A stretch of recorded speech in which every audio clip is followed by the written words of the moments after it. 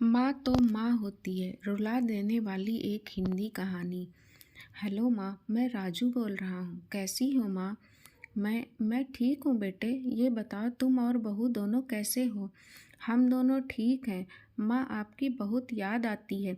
अच्छा सुनो माँ, मैं अगले महीने इंडिया आ रहा हूँ तुम्हें लेने। क्या? हाँ माँ, अब हम सब साथ ही रहेंगे। नीतू कह रही थी माँ जी को अमेरिका ले आओ, वहाँ अकेली बहुत परेशान हो रही होंगी। हेलो, सुन रही हो माँ? हाँ हाँ बेटे। बूढ़ी आंखों से खुशी की अश्रुधारा बह निकली। बेटे और बहू का प्यार नस नस में दौड़ने लगा।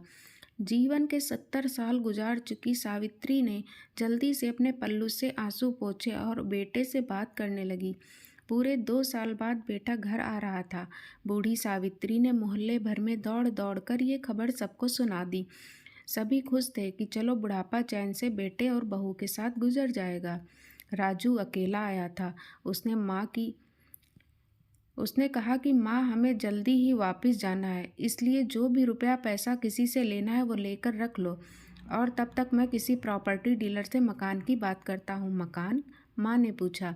हाँ माँ, अब ये मकान बेचना पड़ेगा, वरना कौन इसकी देखभाल करेगा? हम सब तो अब अमेरिका में ही रहेंगे। बूढ़ी आंखों ने मकान के कोने कोने को ऐसे निहारा जैसे किसी अबोध बच्चे को सहला रही हो। आनन फानन और औने पौने दाम में राजू ने मकान बेच दिया। सावित्री देवी ने वो जरूरी सामान लपेटा जिससे उनको बहुत ज़्यादा लगाव था। राजू टैक्सी मंगवा चुका था।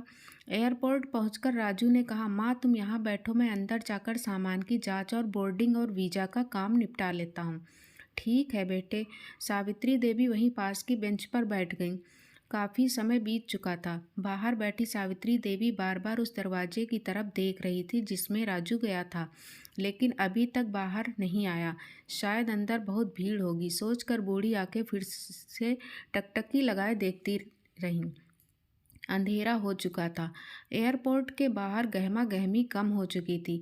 माँ जी, किससे मिलना है? एक कर्मचारी ने वृद्धा से पूछा। मेरा बेटा अंदर गया है टिकट लेने, वो मुझे अमेरिका लेकर जा रहा है, सावित्री देवी ने घबराकर कहा। लेकिन अंदर तो कोई पैसेंजर नहीं है, अमेरिका जाने वाली फ़्लाइट तो दोपहर में ही चली गई। क्या नाम था आपके बेटे का? कर्मचारी ने सवाल किया। राजू। सावित्री के चेहरे पे चिंता की लकीरें उभर आईं। कर्मचारी अंदर गया और कुछ देर बाद बाहर आकर बोला, माँ जी, आपका बेटा राजू तो अमेरिका जाने वाली फ़्लाइट से कब का जा चुका। क्या?